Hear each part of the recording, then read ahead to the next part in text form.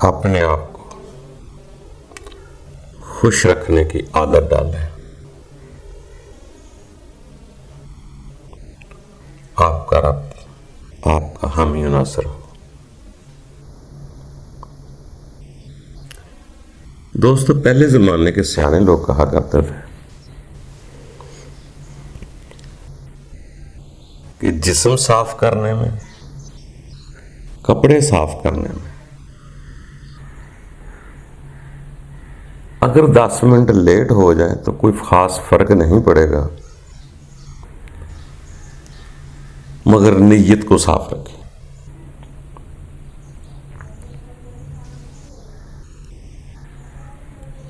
یعنی نیت کا صاف رکھنا ان کے نزدیک بہت ضروری تھا.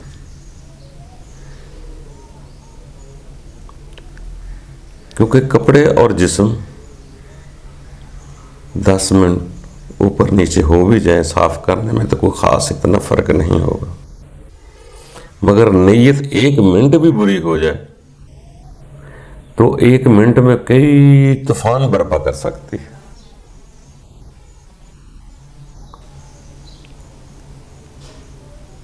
کیونکہ نیت جو ہے اس کو صاف کرنے میں بھی ٹائم لگتا ہے، مگر جب صاف ہو جاتی ہے تو پھر اس کو گندا ہونے سے بچانا چاہیے. کیونکہ انسان بہت کمزور ہے، کبھی بھی نیت خراب ہو سکتی ہے. اس لیے زیادہ پرہیز وہ نیت پر زور لگاتے ہیں کہ نیت کو صاف رکھو.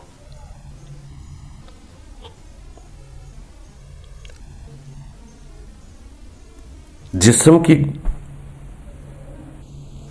نجاست سے یا گندگی سے آپ برے لگ سکتے ہیں، مگر نیت کی گندگی سے ہم برے ہو جاتے ہیں.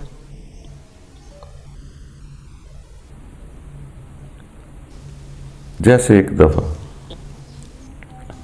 بچپن ہی تھا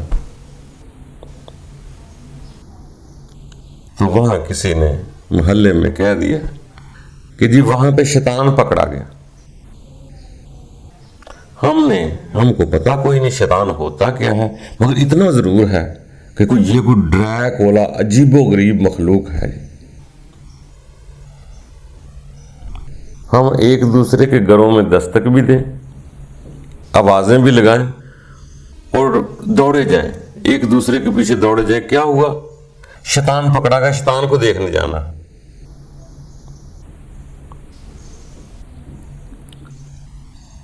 جب ہم بھاگتے ہوئے جا رہے تھے تو جب وہاں پہنچے کوشش کی کہ دیکھے شیطان کیسا ہوتا ہے. جب دیکھا تو وہ ہمارے ہی سکول کا لڑکا تھا، مگر وہ بڑی کلاس میں تھا.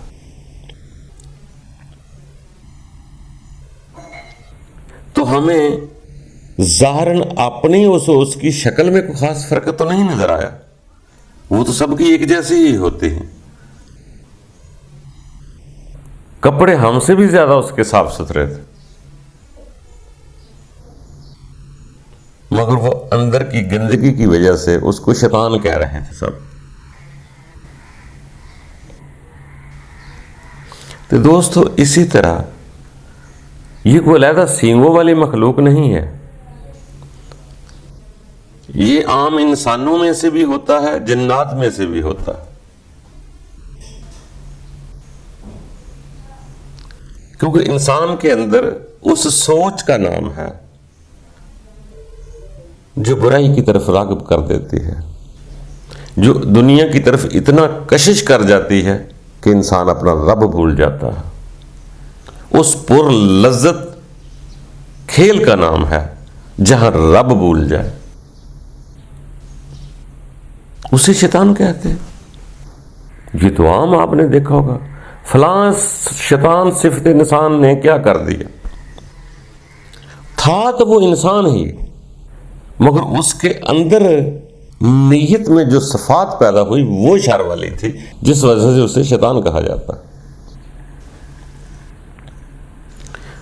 تو اتنا مان تکبر کرنے کی ضرورت نہیں، وہ بھی بڑی طاقتور شے ہے۔ خیال کرنا چاہیے، کبھی بھی وہ بہکا سکتا ہے۔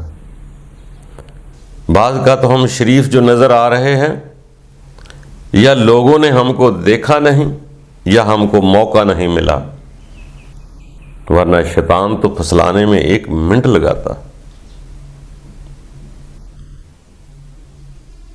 یا اس حالات میں جب ہم خدا کو بھول جاتے ہیں، کسی بھی لذت میں بھول جاتے ہیں خدا کو، وہ سین ہم لوگوں کو بتلا نہیں سکتے، مگر وہ عام زندگی میں گزرتے ہیں۔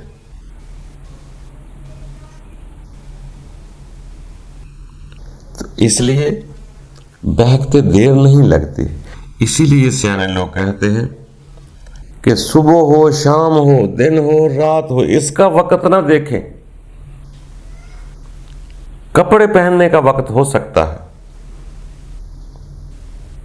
مگر نیت صاف کرنے میں کوئی وقت نہ دیکھیں، اس کو ہر وقت کوشش کرتے رہیں، تاکہ ہمیں کوئی تنہائی میں بھی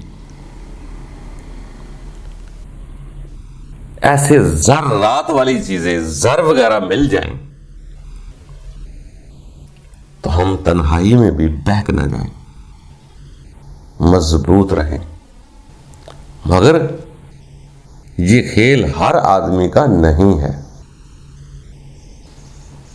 کپڑے تو کسی بھی دوبی سے سلا کر ہم شائننگ اوپر لا سکتے ہیں، مگر من کو شائن کرنا یا شانتی دینا یا امن میں رکھنا، یہ بڑے مقدر والے لوگ ہوتے ہیں۔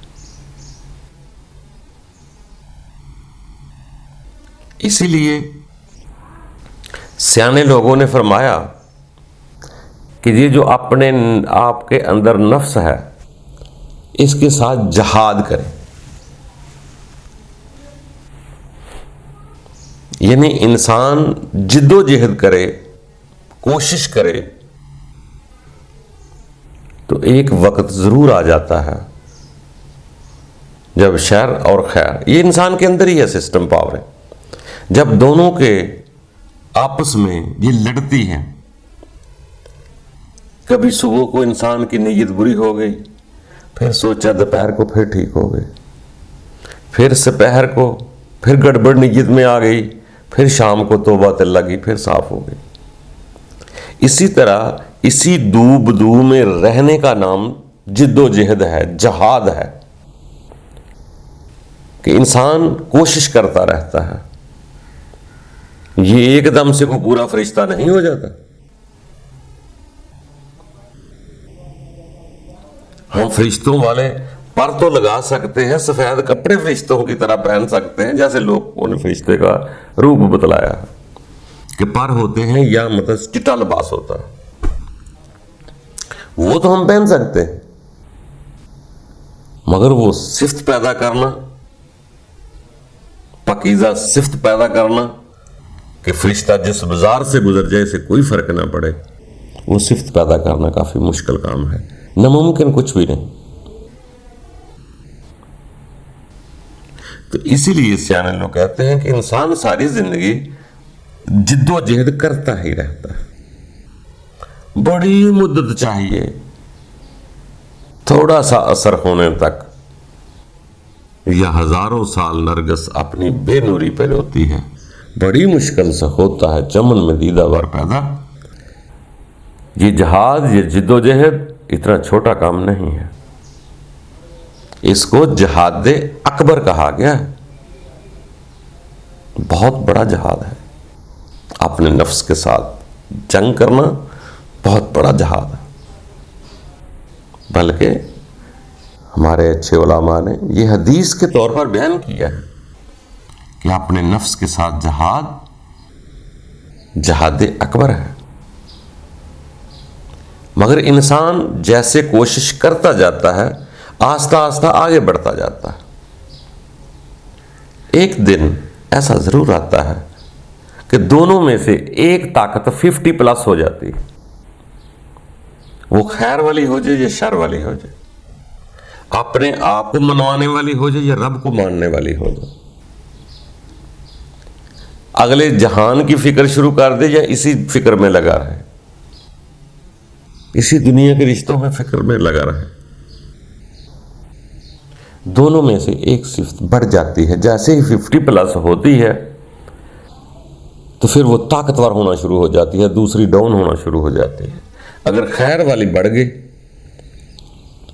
تو شر والی ڈاؤن ہونا شروع ہو جائے، وہ انسان کے اندر ہی ہے۔ پھر وہ بڑھتے بڑھتے اس قدر بھی بڑھ سکتی ہے کہ جس کائنات میں انسان رہ رہا ہے یہاں امن سے رہ سکتا ہے، کسی کا برا نہیں سوچے گا، بس اسی زندگی کو آگے بڑھانا ہے۔ اس کام کے لیے کسی قوم برادری کی ضرورت نہیں ہوتی کہ انصاری ہونا چاہیے، ترخان ہونا چاہیے، راجپوت ہونا چاہیے، گجر ہونا چاہیے، کسی شہر کا ہونا چاہیے، کسی محلے کا ہونا چاہیے۔ کل کائنات کی زمین ہے، جس نے بھی جد و جہد کر لیا وہ کامیاب ہو سکتا ہے۔